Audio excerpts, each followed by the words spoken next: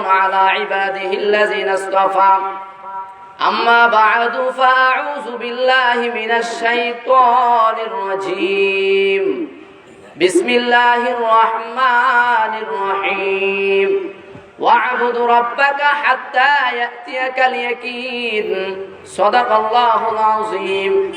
وقال النبي صلى الله عليه وآله وسلم أخلص دينك يكفيك العمل القليل أو كما قال عليه الصلاة والسلام إن الله وملائكته يصلون على النبي يا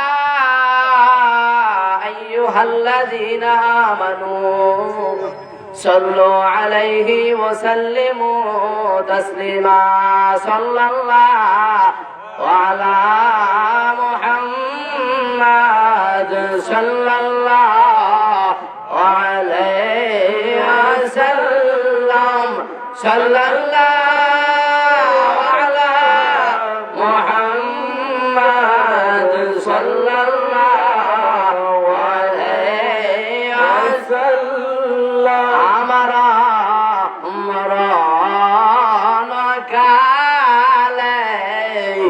নবী আপনাকে নিকট ফেলে থাকবে না মরণ যন্ত্রণা ইহাই মোদের কামনা সাল্লাল্লাহু আলা মুহাম্মদ সাল্লাল্লাহু আলাইহি ওয়াসাল্লাম সাল্লাল্লাহু আলা মুহাম্মদ সাল্লাল্লাহু আলাইহি ওয়াসাল্লাম আল্লাহুম্মা সাল্লি ওয়া সাল্লিম ওয়া বারিক আলাইহি বলুন আলহামদুলিল্লাহ। আমরা ঐতিহ্যবাহী বরতুলি ব্রাহ্মণখাড়া বরতুলি বাজার কর্তৃক আয়োজিত জনাব মোহাম্মদ রওশন আলী সাহেব, উনি আজকের এই সুন্দর জান্নাতে বাগানের ব্যবস্থা করেছেন। উনি ওনার আব্বা আম্মার মাগফিরাত কামনার্থে এবং পুরো এলাকাবাসী নয় পুরো বিশ্ববাসী মুসলমানদের রুহের মাগফিরাত কামনার্থে আজকে ইসারে সওয়াব ওয়াজ ও দোয়ার মাহফিলের ব্যবস্থা করেছেন। আপনারা সকলেই অবগত। সুপ্রিয় উপস্থিতি, সম্মানিত মুসলিয়ানি কেড়া, আমরা যত ভূমিকার সময় আমাদের নাই, নির্দিষ্ট সময় আমাদের হাতে, এজন্য আমরা এগোতে যাচ্ছি না অন্যদিকে, আমরা আমাদের মূল আলোচনায় চলে যাই। সুপ্রিয় উপস্থিতি, সম্মানিত মুসলিয়ানি কেড়া, আল্লাহ পাক রব্বুল আলামিন আমাদেরকে একটি জান্নাতের বাগানে আসার বসার সুযোগ দিলেন, বলি আলহামদুলিল্লাহ। আলহামদুলিল্লাহ। এই যা একটা আমরা সবার জানা যে এটা বাজার, এটা কি বলেন, এটা কি হাদিস মুবারকে এসেছে আর নবীজি বলেন পৃথিবীর শ্রেষ্ঠ স্থান, সর্বোত্তম জায়গা হলো মসজিদ, সবচেয়ে নিকৃষ্ট জায়গা হলো বাজার। সবচেয়ে নিকৃষ্ট বাজার কি জায়গা, কি বাজার। কিন্তু নবীজি বললেন সাহাবাই কেরাম, তোমরা যখন জান্নাতের কিনারা দিয়া যাইবা তখন জান্নাতের ভিতরে বসবা। সাহাবাই কেরাম বাবা ইয়া রাসূলুল্লাহ, নবীজি জান্নাত কখন? পরকালে হইলো জান্নাত, আপনি বলতেছেন দুনিয়ার ভিতরে জান্নাত। নবীজি বলেন সাহাবাই কেরাম, দুনিয়ার মধ্যে ওই জায়গাটা জান্নাতের বাগান, যে জায়গায় পবিত্র কোরআন এবং হাদিসের কথা বলা হয়।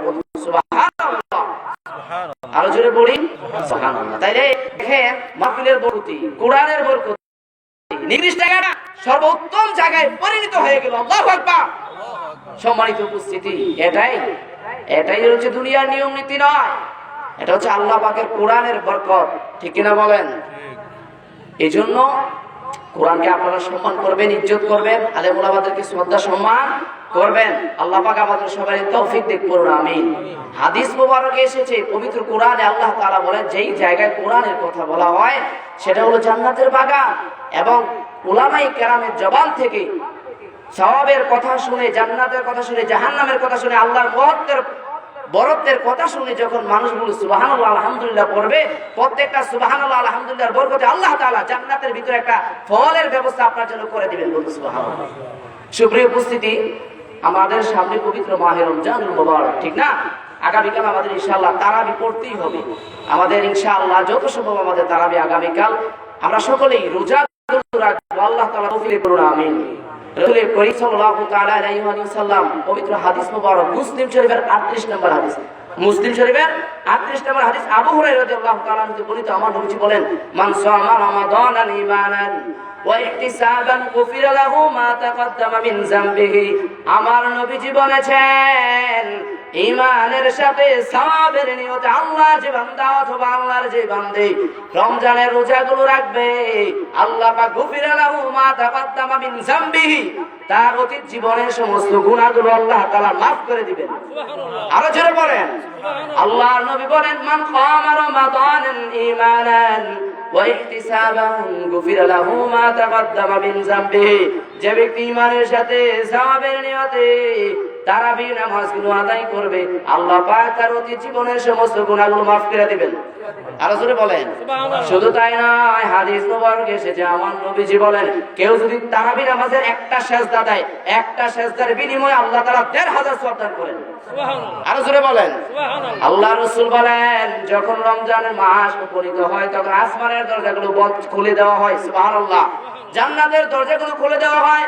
আল্লাহর নবী সাল্লাল্লাহু আলাইহি ওয়াসাল্লাম বলেন, প্রত্যেকদিন ইফতারের সময় হাজার হাজার জাহান্নামীদেরকে আল্লাহ পাক মাফ করে জান্নাতের ভিতরে প্রবেশ করায় দেয়।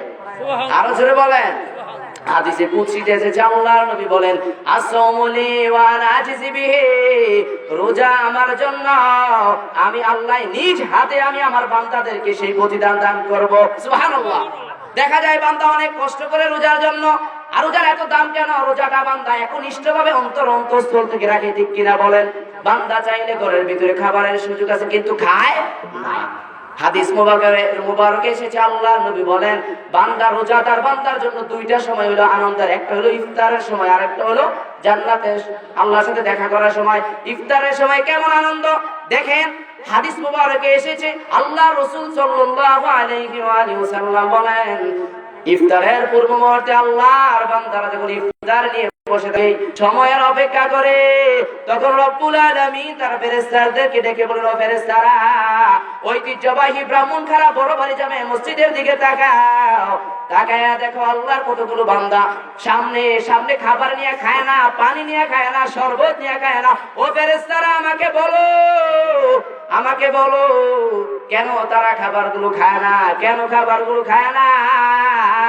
তখন আল্লাহ পাকের ফেরেশতা বলে, আল্লাহ তারা হলো রোজাদার। তারা কি? আল্লাহ পাক তো অবশ্যই জানেন, তারপরে ফেরেশতাদের কাছ থেকে জানতে চান।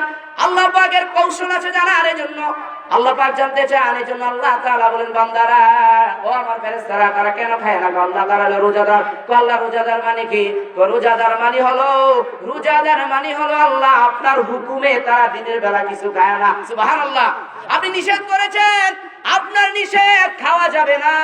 সুবে সাদেক থেকে শুরু করে সূর্য অস্ত যাওয়া পর্যন্ত পানি খেতে পারবে না, স্ত্রী সহবাস করতে পারবে না, কোনো খাবার খেতে পারবে না। আপনার নির্দেশ, আল্লাহ তাআলা আপনার হুকুম পালন করে।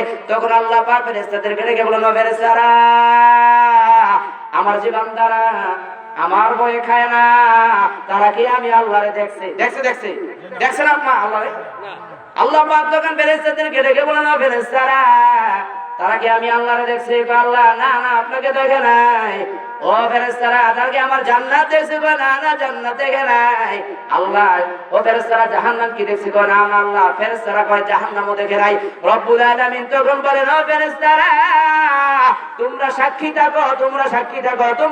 থাকো, আমার যে সমস্ত বান্দারা, আমার যে সমস্ত বান্দিরা আমাকে আমি আল্লাহরে না দেখা, আল্লাহু আকবার, আমাকে না দেখে, আমার জান্নাত না দেখে, আমার জাহান্নামকে না দেখে, আমার যে সমস্ত ফেরেশতারা এই ইফতারগুলো সামনে নিয়ে বসে আছে, কলিজা পর্যন্ত শুকায় যায়, গলা শুকায় যায়, বান্দার সময়ে দেখা যায় জমিনে কাজ করার কারণে বান্দার পুরো শরীর শুকায় যায়, গলা পর্যন্ত শুকায় যায়। বান্দা মাথার মধ্যে পানি, মুখের মধ্যে পানি দেয় না। আল্লাহু আকবার। বান্দা মুখের মধ্যে পানি দেয় না, মাথার মধ্যে পানি দেয়, শরীরের মধ্যে পানি দেয়। তখন আমার আল্লাহ খুশি হয়ে যায়, ফেরেশতাদেরকে ডাক দেবেন, ফেরেশতারা, তারা যে আমার দেখে নাই, জান্নাত দেখে নাই, জাহান্নাম দেখে নাই, আমার যে সমস্ত বান্দারা আমাকে না দেখে, জান্নাত জাহান্নাম না দেখে বিশ্বাস করে রোজা রেখেছে, তোমরা সাক্ষী থাকো, আমি তাদের জীবনের সমস্ত গুনাহগুলো মাফ করে দিলাম। সুবহানাল্লাহ বলবেন না? এজন্য রব্বুল আলামিন বলেছেন যে তোমরা রোজাগুলো রাখো, কামা কুতিবা আলাল্লাযিনা মিন ক্বাবলিকুম লাআল্লাকুম তাত্তাকুন। আল্লাহ পাক বলেছেন, বান্দা, রমজানের রোজাগুলো তোমাদের উপরে ফরজ করা হয়েছে যেমনই ভাবে পূর্ববর্তীদের উপরে রোজা ফরজ করা হয়েছিল। কেন রোজা ফরজ করলেন? আল্লাহ বললেন লাআল্লাকুম তাত্তাকুন, যাতে করে তোমরা মুত্তাকি হতে পারো। সুবহানাল্লাহ বলেন। আল্লাহ পাক আমাদের সকলকে কবুল করো, আমিন বলেন। এই যে মা বাবার জন্য আজকে মা বাবা কি শুধু রুশন আলী সাহেবের কবর? আমার কবর আছে। এই রুশন আলী সাহেবের মা বাবা কি কবর না? আমাদের মা বাবা কবর আছে, আছে না? এলাকাবাসী তোমাদের জন্য সৌভাগ্য যে একজন আলেম উলামায়ে কেরাম এখানে আসবে, সকলের মা বাবার জন্য দোয়া করবে। মা বাবার জন্য যদি সন্তান দোয়া করে, আল্লাহ নবী মুসলিম শরীফের হাদিসে বলেন ইযা মাতাল ইনসান ইনকাতু আমালুহু ইল্লা মিন সালাসিন। রব্বুল আলামিন নবীজি বললেন যে তিন শ্রেণীর মানুষ যখন মারা যায় সকল আমলনামা বন্ধ হয়ে যায়। তিনটা আমলনামা চালু থাকে। কয়টা? তিনটা আমলনামা চালু থাকে। তার এক নাম্বার হলো সদকায়ে জারিয়া, দুই নাম্বার হলো উপকারে এলেম, তিন নাম্বার হলো নেককার সন্তানের দোয়া। সুবহানাল্লাহ বলেন। নেককার সন্তান যদি মা বাবার জন্য দোয়া করে, সেই সন্তানের দোয়া আল্লাহ তাআলা কবরে পৌঁছে দেয়। দোয়ার উসিলায় মা বাবার আল্লাহ তাআলা মাফ করে দেয়। সুবহানাল্লাহ বলেন। হাদিস শরীফে এসেছে আমার নবী যখন মেরাজে গেলেন, মেরাজে যাইয়া জান্নাত দেখলেন, জান্নাতের ভিতরে দেখলেন আল্লাহর একজন সাহাবী হযরত হারিস ইবনে নোমান রাদিয়াল্লাহু তাআলা জান্নাতের ভিতরে বসে কোরআন তেলাওয়াত করতেছে। অথচ হারিস রাদিয়াল্লাহু তাআলা ইন্তেকাল করে নাই। নবীজি জান্নাতের ভিতরে যাই দেখলেন উনি কোরআন তেলাওয়াত করতেছে। নবীজি যখন মেরাজ থেকে আসলেন, এসে বললেন হারিস এদিকে আসো বাবা, তুমি কি আমল করো? হারিস রাদিয়াল্লাহু তাআলা বললেন নবীজি সবাই যে আমল করে আমিও সেই আমল করি, আমার এক্সট্রা কোনো আমল নাই। নবীজি বললেন তুমি কি আমল করো আমাকে বলো। তবে হারিস রাদিয়াল্লাহু তাআলা বললেন ইয়া রাসূলুল্লাহ আমার একটা আমল আছে, সেটা হলো আমি আমার মায়ের খেদমত করি। কার? আমি আমার মায়ের খেদমত করি ইয়া রাসূলুল্লাহ, আমি আমার মায়ের খেদমত করি। কেমন খেদমত করি? আমার মা বৃদ্ধা, অচল, গোসল করতে পারে না, আমি গোসল করাই দেই। খাবার খাইতে পারে না, আমি খাবার খাওয়াই দেই। পোশাক পরতে পারে না, পোশাক পরাই দেই। মাথা আশ্রাইতে পারে না, আমি আমার মার মাথা আশ্রাইয়া দেই। আমার নবীজিকে হারিসা ও হারিসা, আল্লাহ রাব্বুল আলামিন তোমার এই ইবাদতটা কবুল করে নিয়েছে। তুমি জীবিত থাকতে আল্লাহ তাআলা খুশি হয়ে তোমাকে জান্নাতুল ফেরদাউসে, জান্নাতের ভিতরে প্রবেশ করাইছেন এবং জান্নাতের ভিতরে কোরআন তেলাওয়াতের সুযোগ দিয়ে দিয়েছেন। সুবহানাল্লাহ বলেন। সুবহানাল্লাহ বলেন। এজন্য আব্বা আম্মার জন্য সব সময় দোয়া করতে হবে। পারবেন তো ইনশাআল্লাহ? পারা যাবে। নবীজি বলেছেন প্রত্যেক শুক্রবারে জুমার পরে অথবা আগে কেউ উলামায়ে কেরাম এখানে উপস্থিত, শুক্রবার দিন কেউ যদি মা বাবার জন্য দোয়া করে, আল্লাহ পাক তার গুনাহগুলো মাফ করে দেয় এবং তার মা বাবার কবরের আযাব মাফ করে দেয়। সুবহানাল্লাহ। আরো জোরে বলেন। আল্লাহ পাক। আমার সময় কি শেষ? আরো 4 মিনিট। আমি তো এই জন্য তাড়াহুড়া করতেছি, আমি 1 সেকেন্ডে গেলে ইনশাআল্লাহ। যাই হোক সম্মানিত উপস্থিতি, আরো 4 মিনিট পাইলাম। আল্লাহ পাক আমাদের সবাইকে কবুল করুক, আমিন বলেন।